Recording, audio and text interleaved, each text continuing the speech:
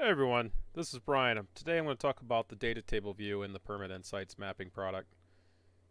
So the first thing to keep in mind is the data table view is actually accessed right underneath the globe icon by clicking on the icon that looks like a table.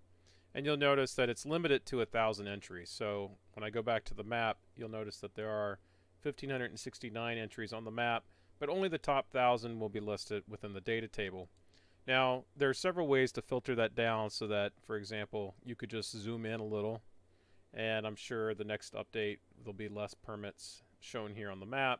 So now there's 415. If we go back to the data table view, there you have it. You get all 415 entries that were shown on the map. And you can see as you scroll down, it counts them up.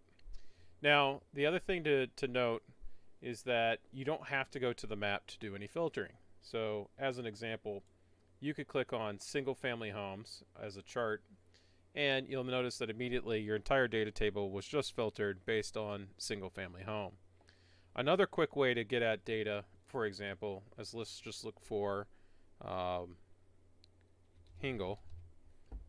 Type that in, and you'll notice that immediately the data that was filtered is all containing the word Hingle. Now you could choose something like Lennar, no matching records found. Perhaps if I zoom out a little bit, I'll find some Lennar homes in my data. Now I'll let this go ahead and update. So now there's 1,168 permits shown that are unfiltered, but if I go back and note that there are only 80 entries out of the total of 1,000 that contain the search phrase Lennar. So if I delete that, you'll notice that we go back to having 1,000 entries. And again, if I type in Hingle, you'll see we get the 2 permits that we just searched earlier. Now, the other neat thing that you can do, I'll go ahead and type back in Lennar, you can export this data. Now, the exported data looks exactly like what's on your data table, so it includes the same headers. So one of the things that you'd want to do before you export, or even as you're using the data table, is click on this button, Column Visibility, and it lets you choose what columns do you want to display on your table.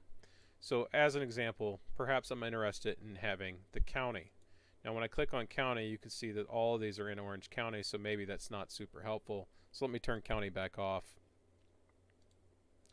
And perhaps I don't need the permit number either. But let's say that I am interested in the site subdivision. So let me turn that on. Now you can see behind me the site subdivision was the column that was right behind the drop down menu. But there it is. So now if I click on PDF as an example, it will export this entire table exactly as it is and into a PDF. And when I open that, here are the 80 permits shown. They're all Lennar, again, because I had Lennar in as a search term. Now if I remove that, I now have 1,000 entries, and if I hit the PDF export button, I would get all 1,000. Which might be a little more than I want. Again, type in a search term here, Hingle, and if I go to print view, this just gives you and shows you an idea of what it would look like if you printed it on directly to paper. And the rest of these categories give you pretty much self-explanatory. You can just copy the data, and it's copied to clipboard. You can export as a CSV, as an Excel file, or PDF as we just showed. And that's the basics of it.